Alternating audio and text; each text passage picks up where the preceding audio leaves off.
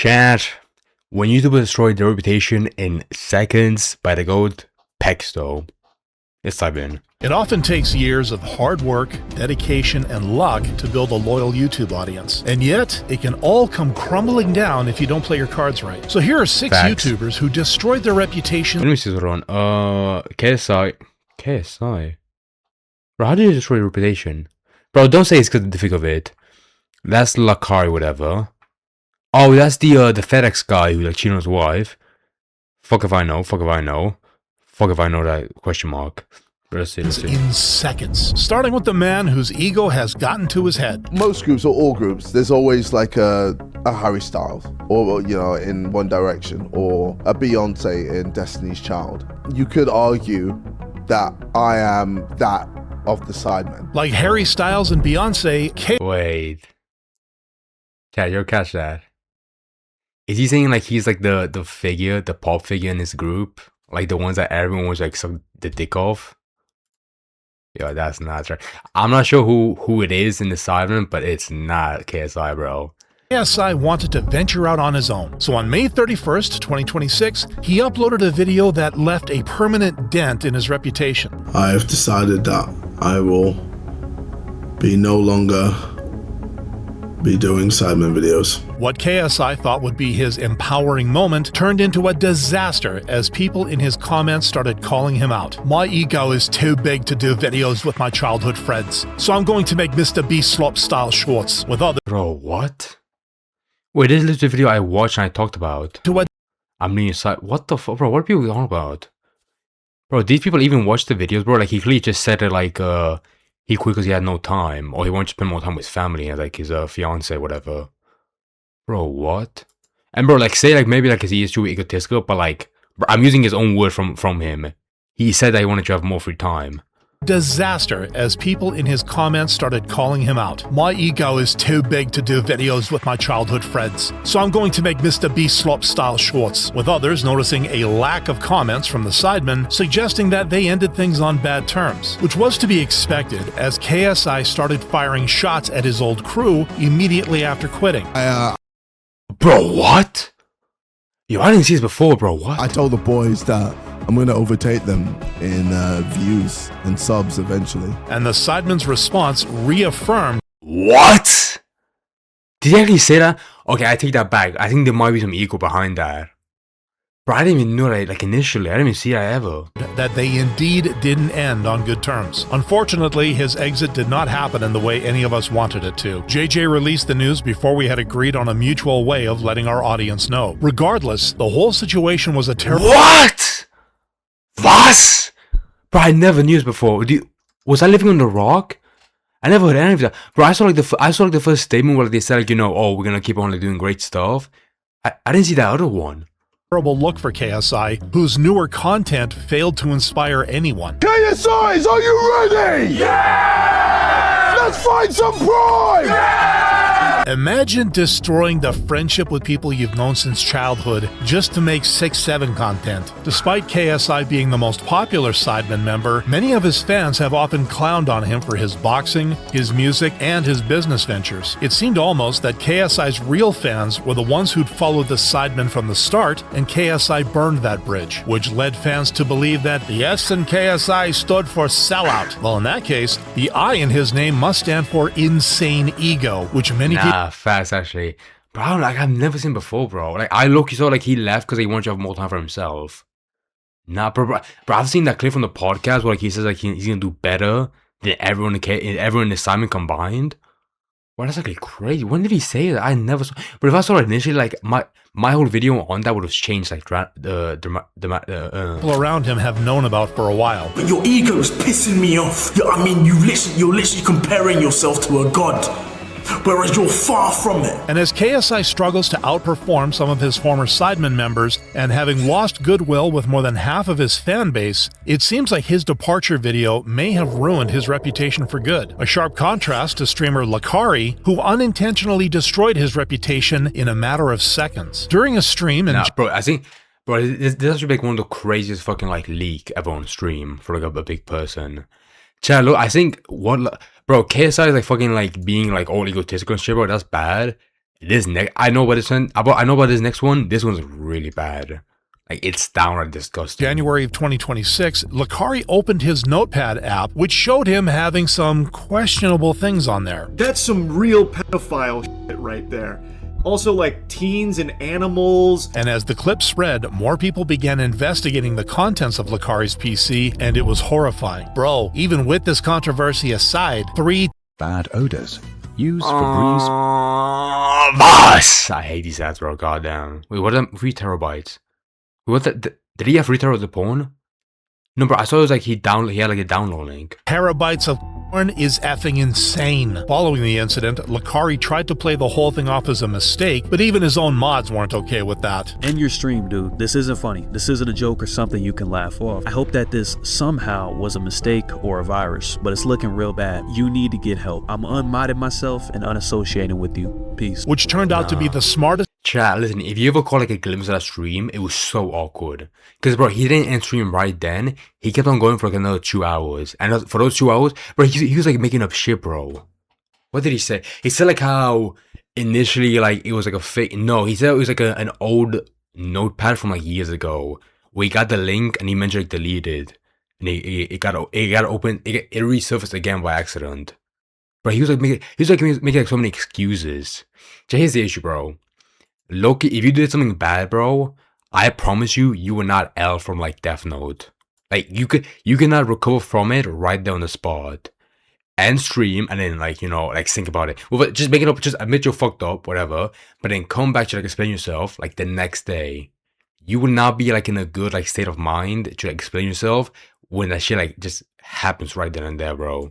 You feel me? Decision made as Lakari continued to try and lie his way out of the situation, further destroying his credibility. Worst of all, Lakari was grasping at straws, trying to take down anyone else he could with him, as he claimed that those links in his computer were sent to him by Mizkif, while also trying to drag Asmongold down with him.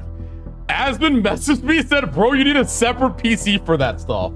Oh my god. Which was quickly debunked. Info had just come out and the clip I saw had the names and everything censored. Obviously, I wouldn't have said this if I knew what the content was. Despite Lakari's attempts to save his reputation, Twitch would ban him temporarily, while YouTubers made documentaries about his downfall. But Lakari's absence from streaming only lasted a few months, as he returned in June 2026 to address the situation. I was touring a 2D hentai game.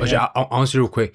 The issue with this drama was that, like, bro, the only way you find... No, because the issue was that it was a link to, like, a fucked up website where then you could, like, torrent the fucked up videos. But the issue was, thankfully, nobody wanted to have, like, the goal to go to that website and see if it was illegal shit. Because then if you did check out yourself, you'd be implicated as well, like, the illegal shit. But I think the criminal part was that, like, when you check, like, the name on the links or the folders of the torrent, it has, like, weird shit, like, you know...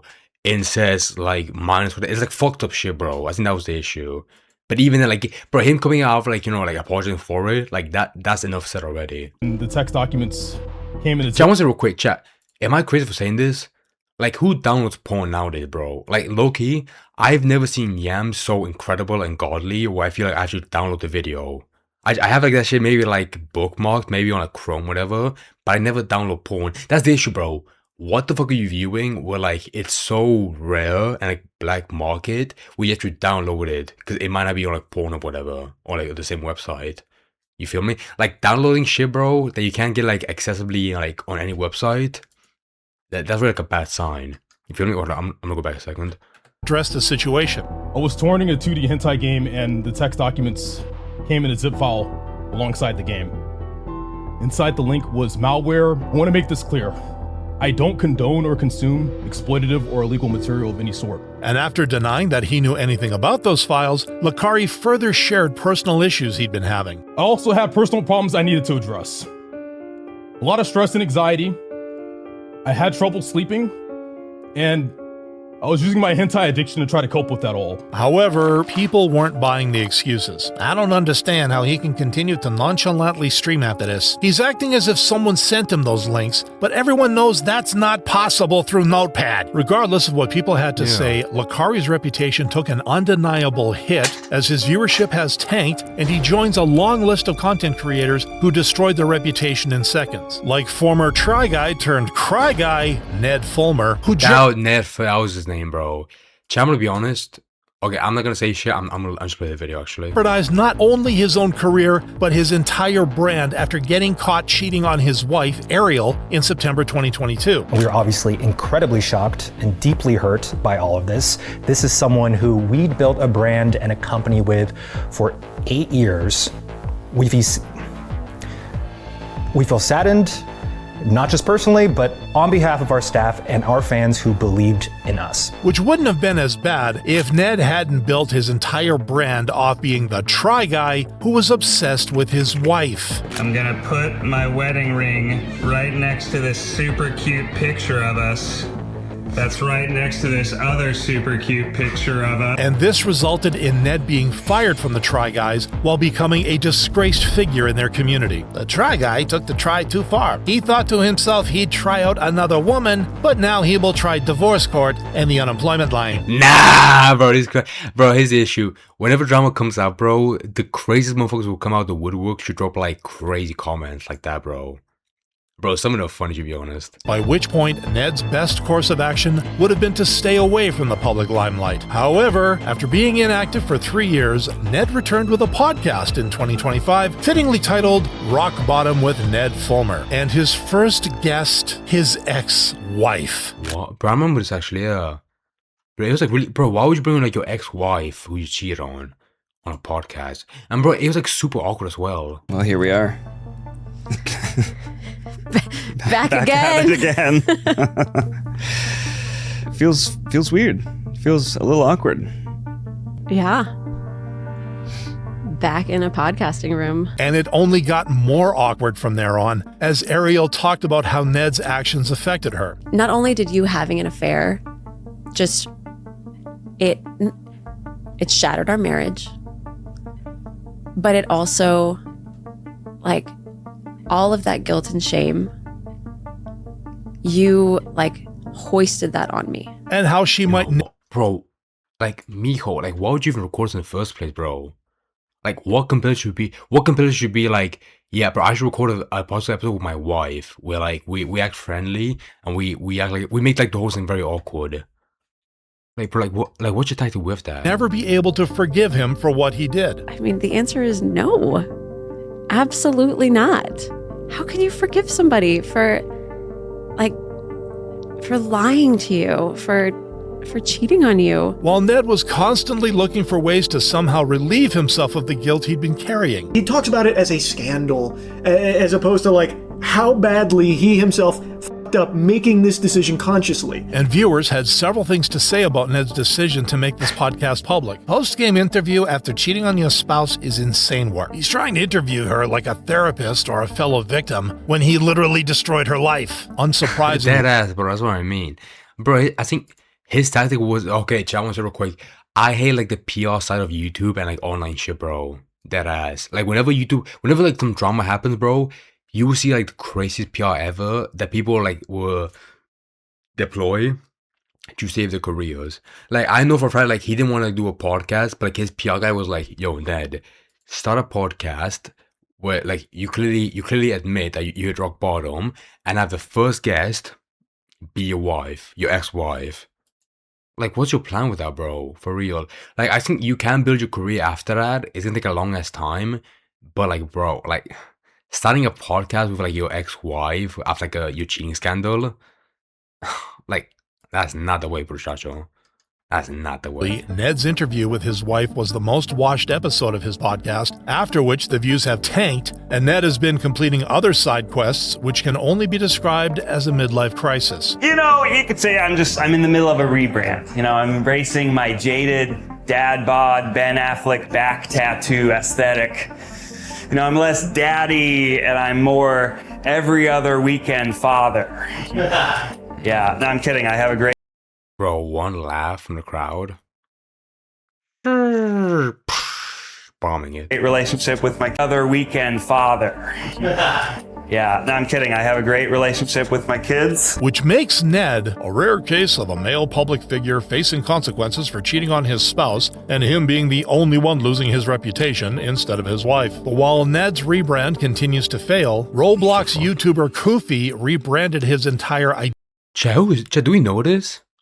I've never this motherfucker, bro. Koofy, what? Identity to hide his dark past. Before his twisted actions came to light, Koofy was a respected and well-liked Roblox content creator with over 2 million subscribers and a dedicated fan base. However, Koofy's rise to fame would hit a brick wall when he collaborated with another Roblox creator, KakaV420. But just as the duo started to hit their stride, Kaka found out that Koofy was secretly someone everyone knew all along. For the creation of the Koofy channel, he was Kellogish, a prominent figure in the Roblox community. And Kellogish had previously had his account terminated from Roblox after it was revealed that he had been talking to minors.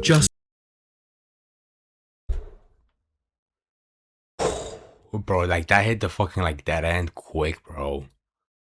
Yo, chat, like why motherfuckers kind of like a normal drama, bro? Like why do we gotta be talking to minors, bro? They was gonna be fucking creepy and shit and all that, bro. Bro, all my life, I've never seen like a Roblox drama where a motherfucker isn't talking to kids, bro, like a sexual way. Why is this shit so common every single time, bro? Dirty, disgusting shit that would be Love Oh my Roblox? god. Earn And we got Roblox Roblox digital gift cards with Microsoft Rewards. considered weird to any regular adult, let alone a literal child. However, Kellogish rebranded himself as Koofy and was able to fool many people, including Kaka, who thought he'd made a friend for life. I'm not gonna expose you or tell anyone, but I don't think I'd like to associate with you any longer. We talked and he tried explaining himself, hoping to stay in contact with me, but it was no use. I was going to cut him off regardless of what he said. Following the expose, Koofy's fans were shocked. Wait, did Koofy make like videos without his voice? Because I'm about to say, bro, like, if you get exposed once, like with your voice and face being well known, then like you can't really make a comeback. So did he have like text to speech? Is that what like, nobody knew? The saddest thing about betrayal is that it never comes from your enemies. It comes from those you trust the most. But the damage was already done, and Koofy didn't deny anything. To be clear, I am in no way innocent. It's definitely a huge up I did 2 years ago. I don't want to be excused for that. But while Koofy may have thought his honesty would help him through the situation, the opposite ended up happening as his entire fan base turned on him. Koofy isn't a new channel, it's a reflection that can never be undone. No matter how many videos he uploads, no matter how many views he gets, Kellogish's past hangs over him. With this being the reason Koofy has... Wait, bro, can you make Roblox that good? Dog, he burned the channel with 500k subs and he came back with 2.1 million on new channel. Bro, is there a gold mine on Roblox, bro?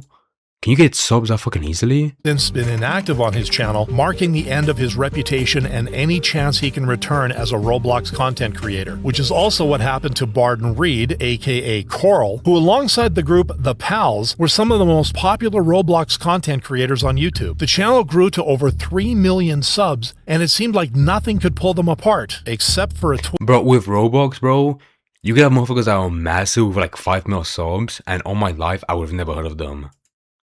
Who the fuck is the Pals? Or the other guy, Koofy. Which Coral posted in 2019, taking jabs at YouTubers for not having their priorities straight. While the idea was noble, Coral soon found himself arguing with countless other creators who saw things differently, and this resulted in Coral being quite rude to many of his fans online. However, things would only get worse when people from Coral's own fan base started calling him out for his takes. This is why I left the Pals fandom. Too much shade, and now one of the Pals members making not needed drama over YouTube ads. To which Coral responded in the worst way possible. You probably should have left the Pals fandom because you are 17 years old consuming content made for 6 to 12-year-olds. After which... Nah, bro, you can't be saying that shit. Bro, why would you take a shot across the bow against your own fans, bro? Nah, that's crazy. Can't be saying that shit, bro. Bro, here's the issue, bro. If a motherfucker like I think the issue, bro, if you're like 30 or 40 enjoying that shit, bro, go watch other cinema. Well, bro, I feel like if you're 18 or 17, whatever, like that's not, like jealous. Like I still watch like Mickey Clubhouse, bro. Like I still like love that. I watch shit like every morning, bro. And I still love it. Like, it's made for kids, yeah, but like, I also love it. Tiff replied that she had even spent $100 to get their merch as she was such a huge fan. But Coral replied to this with just a single word: cringe. This response ended up turning the entire fandom against him, with many creators making videos on his downfall. And in November 2019, Coral... Bro, wait, did he get fired? Bro, why are you so dumb? Bro, low-key, you should never go against your fans ever, bro. Like, if you have like a fan base like Joe Bardo, where like they're harassing him and like making like bad jokes, bro, that's fair. But bro, if you have a fan base that's like watching your shit 24/7 and buying your merch, bro, there's like no need to go after him, bro. Like they're literally like paying for your shit, like your lifestyle. Coral's longtime friend Dennis announced that Coral had been removed from the pals following the controversy. This was not an easy decision for us to make. A lot of people seem to think that it happened very quickly and we just backstabbed him, but I hope you know that's not the truth at all. And what made Dennis sad is the fact that following their decision to remove Coral, he went on the offensive against his own friends. He just decided to start tweeting lies about the pals. He wanted to drag us down with him, which disappointed many of their fans. Coral would stay away from the online space until September 9th, 2024, when he posted an... What the fuck? Dude, the video just glitched. Hold on, go back. Coral would stay away from the online space until September 9th, 2024, when he posted an apology on Instagram. The apology was received well by his old fans and from the broader YouTube community, who admitted that, looking back, Coral saying cringe seemed pretty tame compared to all the vile crap that certain YouTubers are doing these days. Regardless, Coral's reputation was ruined and his YouTube career was finished, all because of a single tweet. Unlike ex-MrBeast employee Dawson... Ooh, this is gonna be good, bro. This is gonna be good. Bro, I don't think enough motherfuckers talk about this, bro. This little tweeny ass motherfucker, Dogpack404, he came on the platform, made tens of millions of views of like slandering MrBeast. Wait, but here's the issue. He put some good shit like into the question about like what MrBeast did behind the scenes, but like there was like so much bullshit that he lied about, bro. You feel me?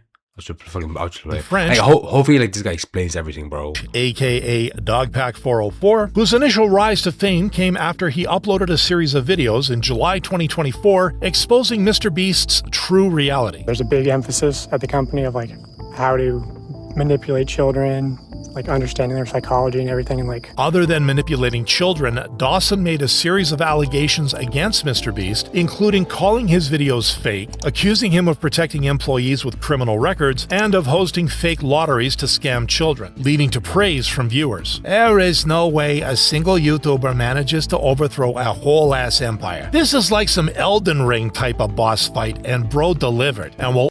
Okay, I will say, I take back what I said. Some comments are actually fucking cancer, bro. Also driving a massive hate train against MrBeast. MrBeast's PR team is effing panicking. While Dogpack was getting legal threats, his infamy rose as people considered him to be not the hero they deserved, but the one they needed. But it turned out that it was actually Dogpack's team that would soon be having a PR nightmare. Because in November 2024, YouTuber Soggy Cereal uploaded a video dissecting each one of Dawson's claims. I don't want to put a lot of like hearsay into this video. You should just believe the receipts that I'm showing you and not what I'm saying. Well, I've looked at the receipts, Dawson, and so far they're telling me that you're a lying asshole. He therefore... Bro, the issue was, bro, Dogpack like blew up so quickly by making these videos. Again, I think some of the shit like he brought into question was fair, like the ties and shit, bro. But a lot of the shit that he just made up was like just infactual. But like he blew up so quickly. But then when that video by Soggy Cereal came out, it blew up even more, and like it made everyone just not believe Dogpack at all, bro. You feel me? Like if you blow up so quickly from like lying about people, like making like fake drama, you will equally, if not more quickly, like blow down. The opposite of blowing up. You'll collapse even more quicker from that fame. Because it's just built on lies. Or dove deeper into Dawson's background to understand why he had a vendetta against MrBeast. I was starting to see multiple patterns here. Hundreds of obsessive posts and comments on the MrBeast subreddit. Another third 15-minute long obsessive MrBeast job application where he goes into depth on viewer psychology, showcasing how aware he is of how every small piece of a video can be used to manipulate the viewer in one way or another. And following Soggy's video, Dawson Dogpack just vanished from the face. Wait, no, bro, how can you bring the biggest piece? How can you bring in the biggest part? Bro, like, Soggy, like, literally played a voice recording of, like, Dogpack getting fired. And, bro, he was begging that voice recording. Now, to be fair to Soggy Serial, I think he was being a bit foggy because he didn't make it clear, like, Mr. Beast, like, sponsored that video. I think, Loki, Mr. Beast was, like, begging Dogpack. He was begging Soggy to make that video. Like, it's so clear. But even that video, I think with all the evidence it brings up, it's a good video, though. I think the craziest part, like I said, is when Dogpack, like, begs for his job back at the Mr. Beast company. Like, that was crazy. To the internet. I think it's beyond funny. Dogpack 404 was always fast as hell responding to criticism, but when Soggy dropped that vid, he disappeared completely, as did his credibility, as Dogpack continues to lose thousands of subscribers with no one really knowing what he's been up to since Soggy dropped his video. Which goes to show that you could build up your reputation over days, months, or years, but often all it takes is a few moments for everything to go down the drain. Dead ass, bro. That was like crazy, bro. Chat, look, I still think like the worst drama you get into is like being like a pedo or like talking to minors. Cause then, bro, like if you have a huge ego like KSI, fucking like that's it. Like that only affects you, you know. Like you become deluded. But if you hurt somebody, like especially like a kid, that's way worse. Cause like that's an actual that's like a victim crime. You feel me? Where someone's being hurt by that. But nah, that's crazy, bro. That's crazy. I think like the reason why like it takes so long to grow a fan base, but it takes like so quickly to like lose them, is because like when you build a fan base, you're like building an image of like who you are and how you're like a good person. But then like once that shit comes out, bro, you can like people like the image of you gets broken and they stop liking you, bro. You feel me? Like if you act like all humble at the beginning, but you become egotistical, people won't like that because they grew up with you being humble. But if you start like doing like a money spread, you know, like flexing your shit, that becomes more arrogant. You feel me? But on the other side, you know, if you're a pedophile, like dog, like no one's gonna like you at all.